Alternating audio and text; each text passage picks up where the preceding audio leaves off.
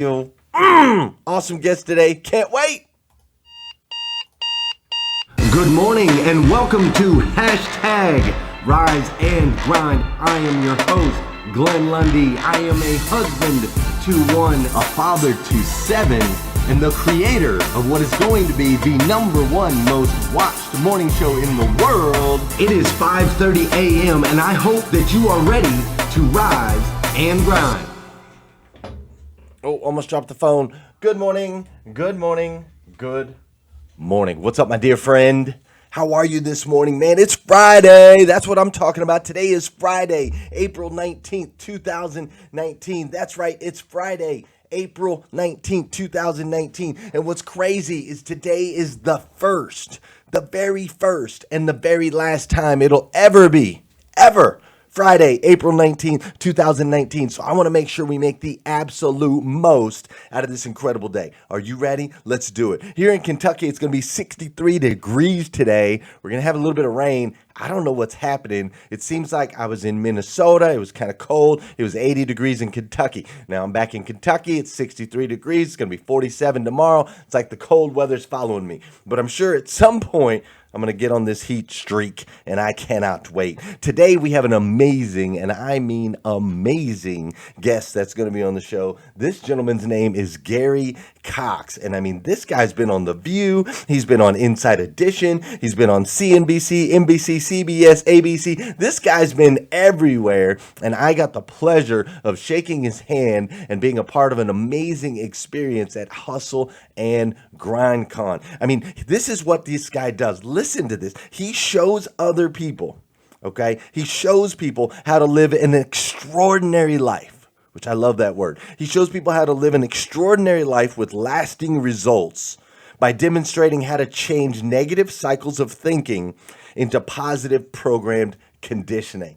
Right? Negative cycles of thinking into positive programmed conditioning. Life changer. It's going to be an incredible interview. It's going to be great. Before I bring him on, I do want to make sure we recap quickly this last week. We've had a powerful series this last week. We've been talking about those moments where we truly feel alive, right? Those moments where the hairs on your arms stand up, where you know you're exactly where you were supposed to be. Those special, incredible moments that we remember for a lifetime. We've been talking about that all week. Like, how do we get more of those moments, right? Where do we find those moments? Why are we driven and drawn to those moments? We talked about overcoming difficulty and how important that is, and on the other side of that difficulty is where we find these moments. We talked about seeking these things relentlessly, taking some slight risks, not staying too comfortable, making sure to eradicate and expose any of our limitations, things that are holding back.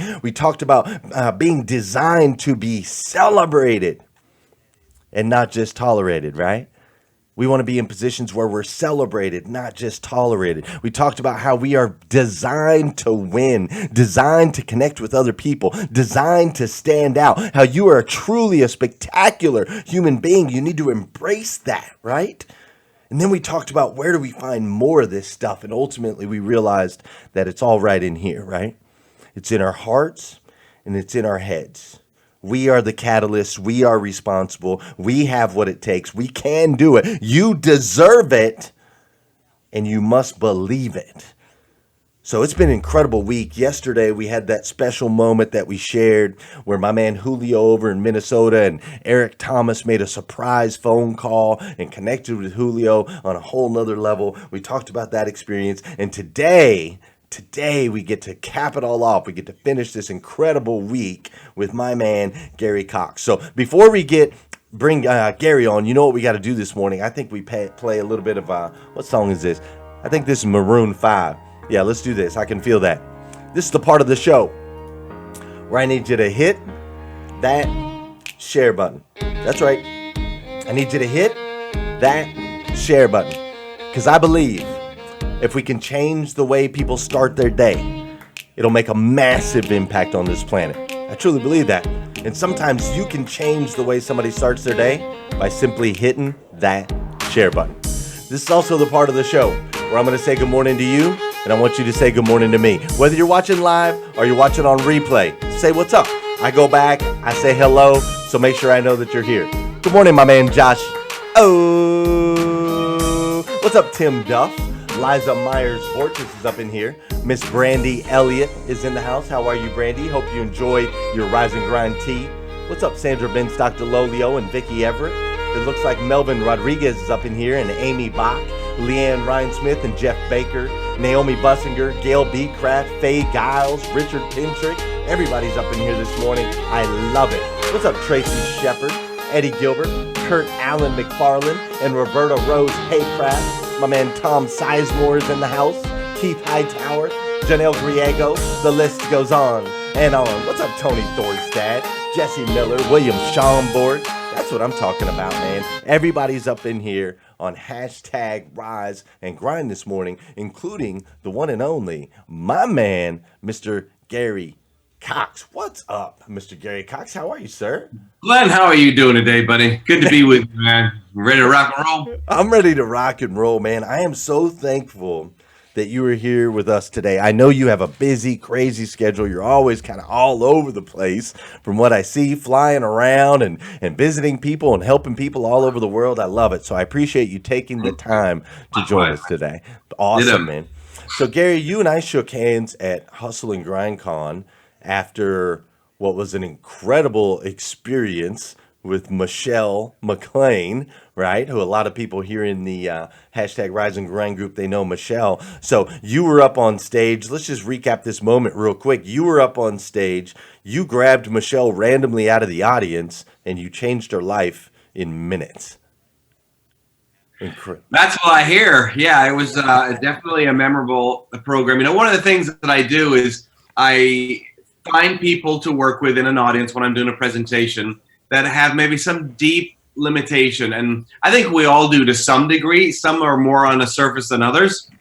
And my job is to figure out what's stuck in people's emotional hard drive that keeps them from having more success. So anytime you can't go consistently toward a goal, there's something going on that you're buying into that causes a roadblock. So the quicker we can, number one, identify those roadblocks, then remove them, then what happens? We keep going consistently, whether it's in a relationship, health, diet, business, finances, it's all the same. So the point here, the impact is to discover what that is, and then how fast can you rewind that and change that? A lot of people say I do in an hour what therapists can't do in a year. And I think you can attest to that from what you saw. I can 100% attest to that. It was just tremendous. For those of you that weren't there, there was the experience. Michelle was up on the stage. She had a fear of snakes, and by the end of the whole transformation, Michelle's holding this big 10-foot snake on her shoulders. I mean, she was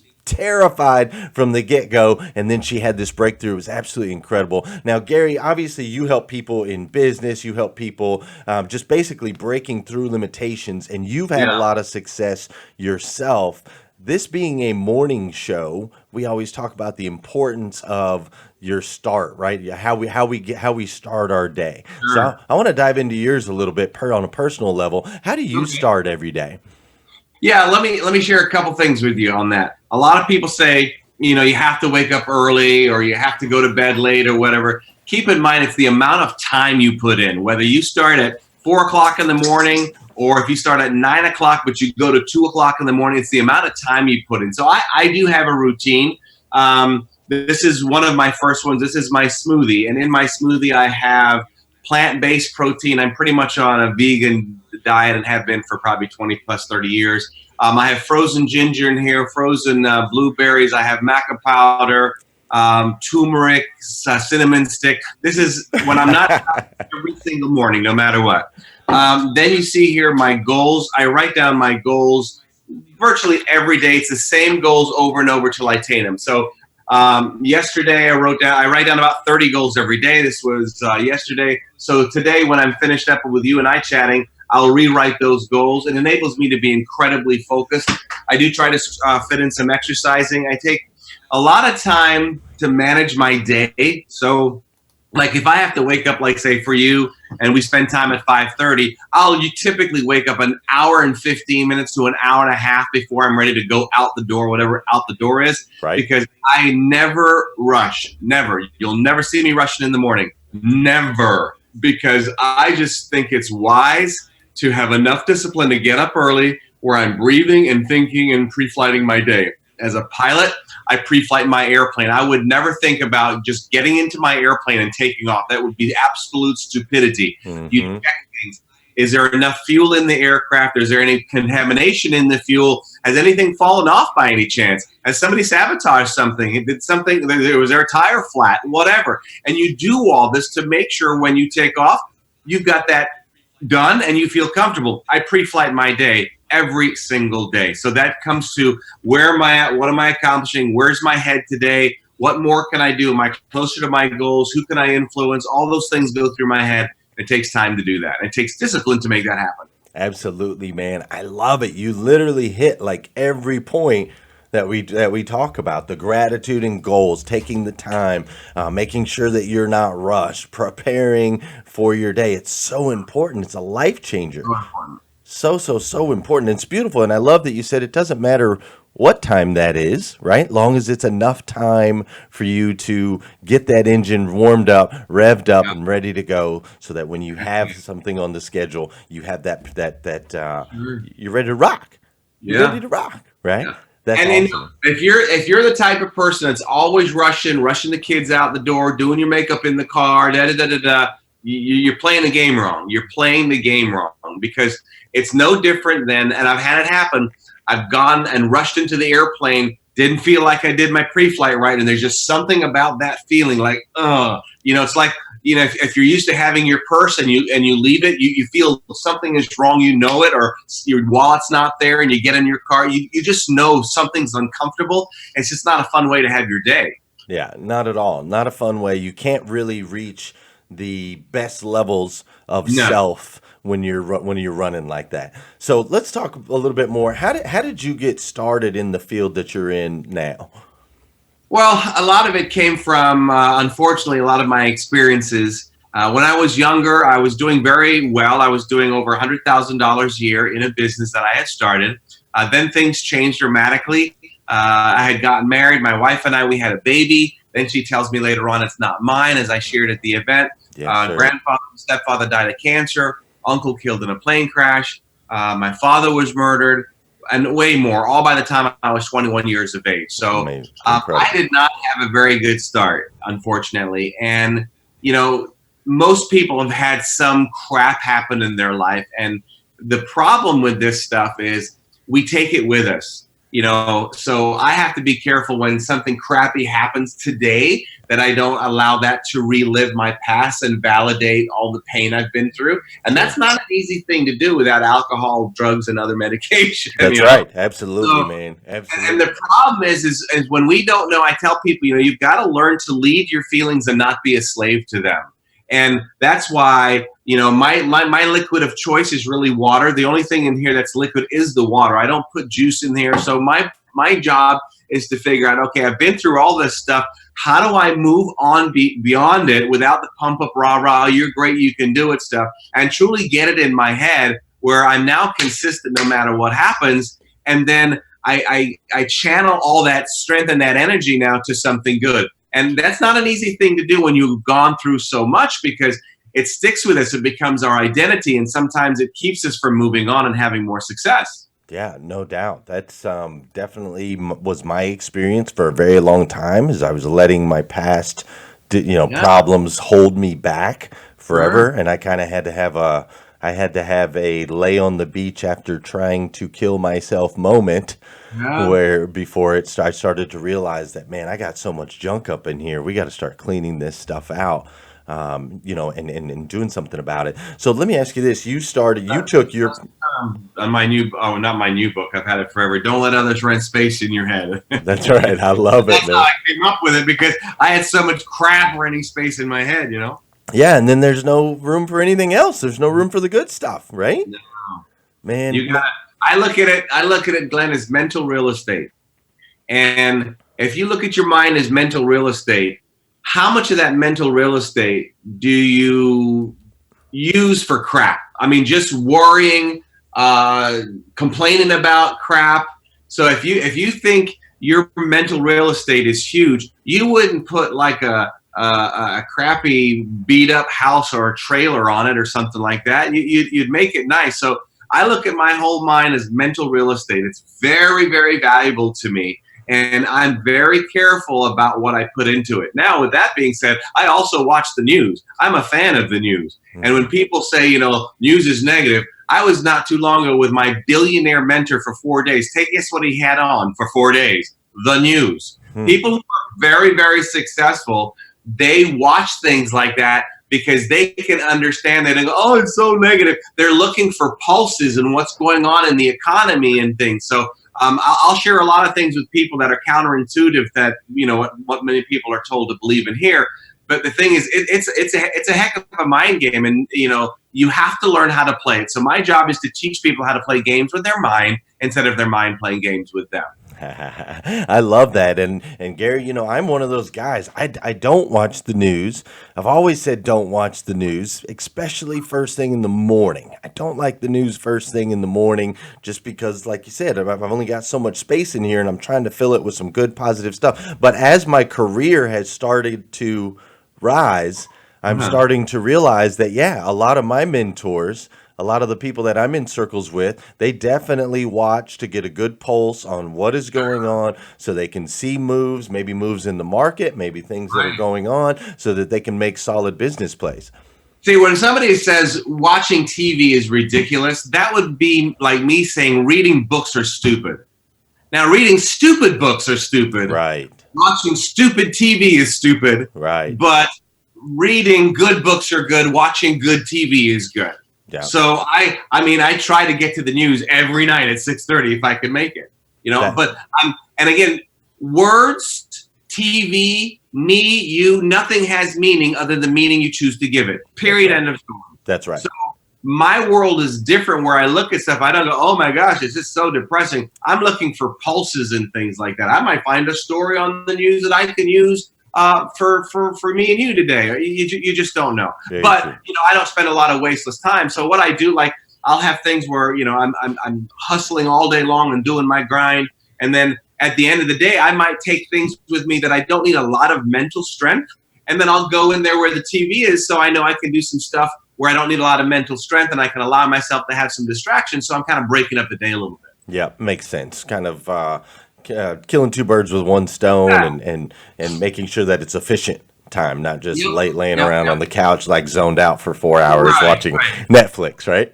Yeah, I have a hard time doing that. My guess is that you do. Let me ask you something. So you took your pain and started to use it to help other people, right? Mm-hmm. You took that, figured out you had to make some mental breakthroughs, and then you started to use that to change other people's lives. So where has focusing on others, where has that taken you? You've obviously traveled quite a few places. You've been on these shows, and I talk about it on with my coaching and with people all the time. I try to get them to understand that when we start to focus on other people's success, we begin to have some worldly success. So I kind of want to share your experience with that with everybody. Yeah, and I tell you why that's a good point, Glenn, because when we have stuff stuck in our emotional hard drive, when we have a lot of problems, who do we focus on? We focus on ourselves. Who influences you more than anybody? You do, period. Mm-hmm. Because you're around you more than anybody. That's right. So the problem with that is we are always playing some kind of recordings, and when we have a lot of problems, we focus on those, our own problems. And we have to get out of that. To get out of that, like speakers, if you've got to think about, if you can make a difference in one person's life, change one person's life, they buy into one thing that you say and it makes a switch in their thinking. And with me, I become obsessed with how fast can I get somebody to change. So, when you have a problem with speaking and, you get all nervous, that just comes from focusing on me. And it takes a while to learn to focus on other people because we're so ingrained to be focusing on us. You see it in small little kids. It's, we become selfish. It's ingrained into our DNA. So we have to learn to break that. And we take that with us when we get older, because as we get older, we have more experiences. And a lot of times we create negative experiences because of the crap that happens in our life. And then that reflects on me. So when we can have something greater than who we are and really go out and serve people, it really makes a difference for us. And it gets us out of our own head, even though sometimes that's not easy. Yeah, absolutely. And It's so much more rewarding. Oh my gosh. and so for you, that's taking you. You've been everywhere, right? Like all over the world, helping people. I'm blessed. Yeah, I've been blessed. And I get to travel myself, as you know. I fly my own airplane and everything like that. So yeah, it's all good. That's incredible, man. Let me ask you, what is one of the moments this week? We've been talking about the moments that really make you feel alive. Right? Yeah. The hair on your arms, oh my gosh, this is incredible. What is that? What are those moments for you? What makes you feel the most alive? Well, from the business standpoint, when I see somebody like Michelle that I had the opportunity to work with, have gone through so much pain in her life, and then get to work with her and watch that human being just transform in such a short period of time, let me tell you, there is nothing on this planet that can come close to that. And it just makes me hungry and hungry and hungry. I'll take, the worst case. That's why, like, Dr. Phil has me on his shows, the doctor, so much. 3 years straight we did stuff. Blah, blah, blah, blah. It's because they'll give me the worst case scenarios they can find. Right. And they'll say, Gary, we've got this case for you. Every therapist has worked with this person, and can you do it? Can you do it? And that's satisfying for me to be able to take somebody who's got some major challenges and be able to figure out to push the right button. It's like a puzzle, Uh-huh. It's a puzzle. It's a mental puzzle. And I try to figure out how fast can I get to that person's core, and then more importantly, change it. And as you had mentioned in the intro, long-lasting results. So I'm into long-lasting results. How fast can we get you to make some change? But at the same point, we got to make sure it sticks and it's long-lasting. Yeah. I love that a guy that flies around the world, that's seen everything, been everywhere, that the moments that make you alive is when someone else is transformed right in front of your eyes. That's so special, man. It feeds me like you would never know, man. That's so special. You could be like, oh, skydiving or jumping into volcanoes or traveling all over the world. But no, it's when somebody else changes. You were just talking about Dr. Phil kind of throwing some crazy stuff at you. What do you think maybe, if you were to recall, what's one of the most unique situations that you had to deal with on the show? Yeah. Oh man, the one by far was a lady who had been attacked by her boyfriend's 2 Rottweilers, and she could literally hear her bones crunch.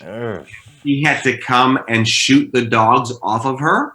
She was in a coma for 2 months, and it may be on the feed. If I can find the video, I'll post it on the feed. That'd be great. And this woman was in therapy for nearly 2 years. If you said the word dog, I'm not kidding. We have video of her. She would be in like literally convulsions just thinking of the word dog. And when we were done, we had German Shepherd, a whole bunch of dogs just coming up on the stage while she was petting it. She was never, ever, ever able to do that. Wow. That was intense. That was intense. She nearly, in fact, I told the producers that we would need an EMT on the side just in case she passed out and fainted.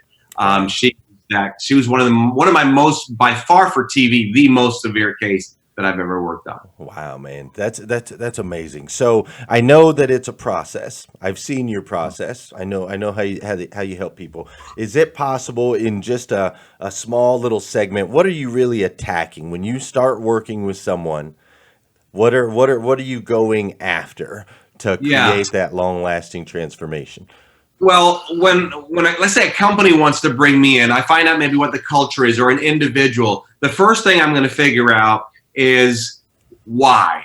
Do you really want to make this change? If you don't have leverage, that's your leverage. Your why, meaning your level of importance that you place, on changing, that's your leverage. If you don't have the leverage, everything is talk. Just like if I had a group of 1,000 people who are all smokers, and I said to you, how many of you here would like to quit smoking? You're probably going to get 99.99% of all of them put their hand up. So then you give them strategies. How many are going to really change? The only ones that are going to change, which is a small amount, are those that have a higher level or higher value on wanting to change. So that's a must. Then the next thing is, what's the stories that go on in our head? What are the beliefs? For every belief we act on, we get a result. So all the results that we're getting, and I look at my life continuously, if I'm getting negative results, I'm trying to figure out what's the belief or the thought process or the behaviors I've attached to this that's keeping this or making this happen.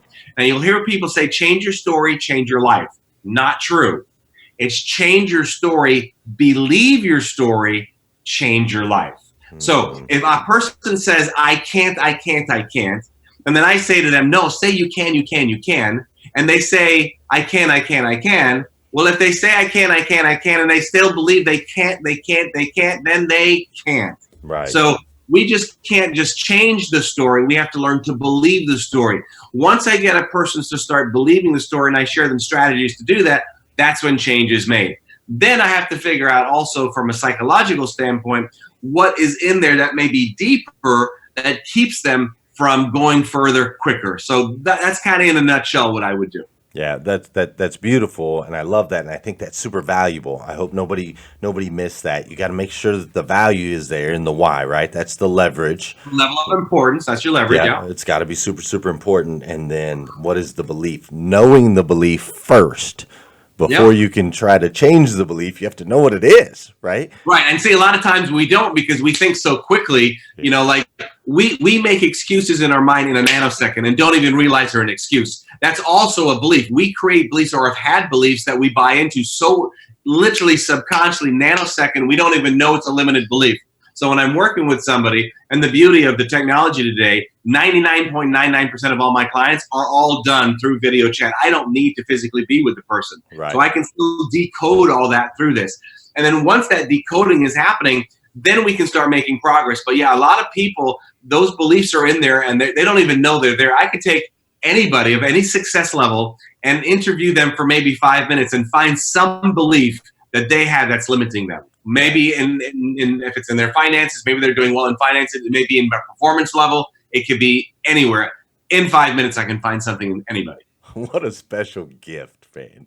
What a special gift you have been given, and I'm so thankful that you share that with the rest of the world. This show flies by.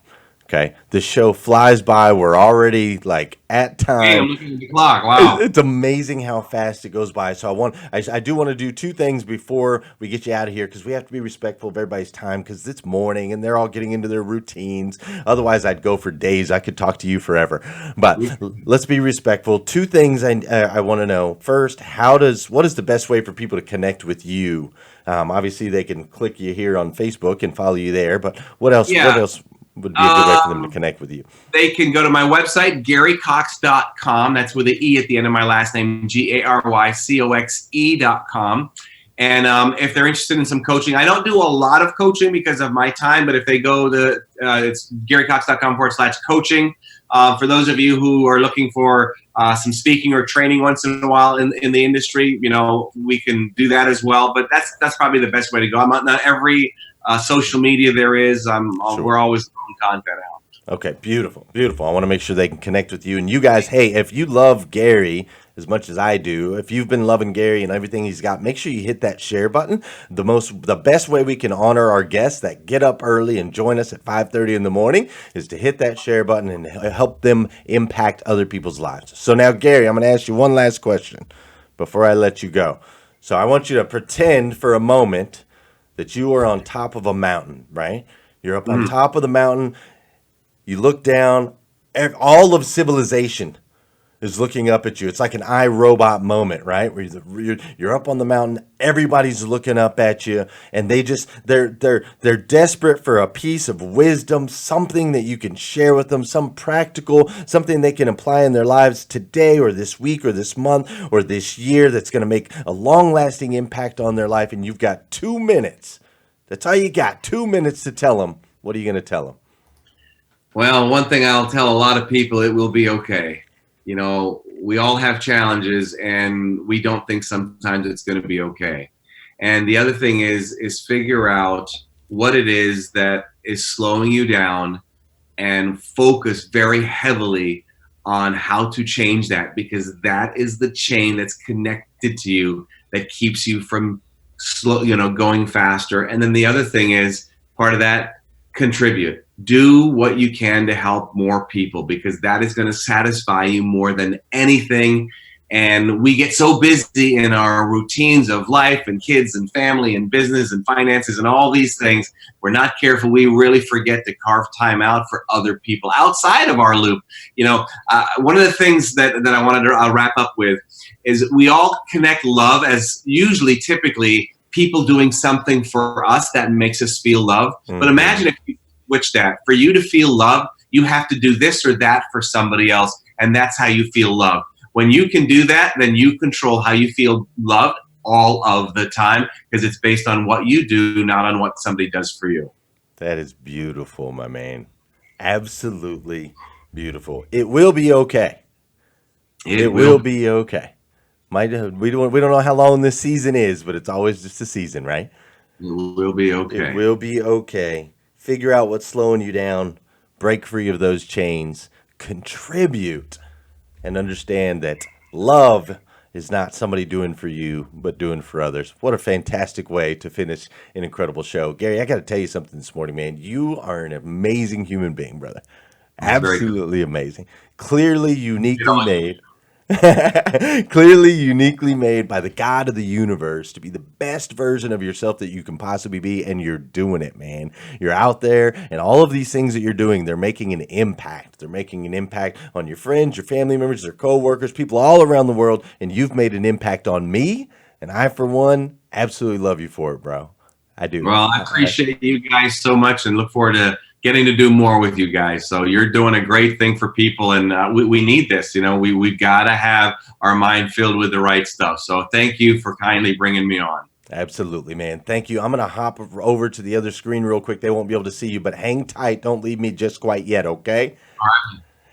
Hey guys, that was the one and only, the amazing Mr. Gary Cox here on hashtag Rise and Grind. I want you to go out this weekend and just have an amazing weekend. Have an amazing day, have an amazing weekend, soak it all in, embrace the moments, seek those moments that are going to make you feel spectacular, that are going to raise the hair on your arms. Let's look for those. Let's experience those. Let's figure out what's been holding you back, what's been limiting you, and let's find ways to break free of these chains so that we can live an extraordinary life, because that's what you deserve. That's what you were designed to do. Now, if you need more videos like this, you can, of course, go to GlennLundy.com. If you need some Rise and Grind gear like this right here, you can go to GlennLundy.com as well.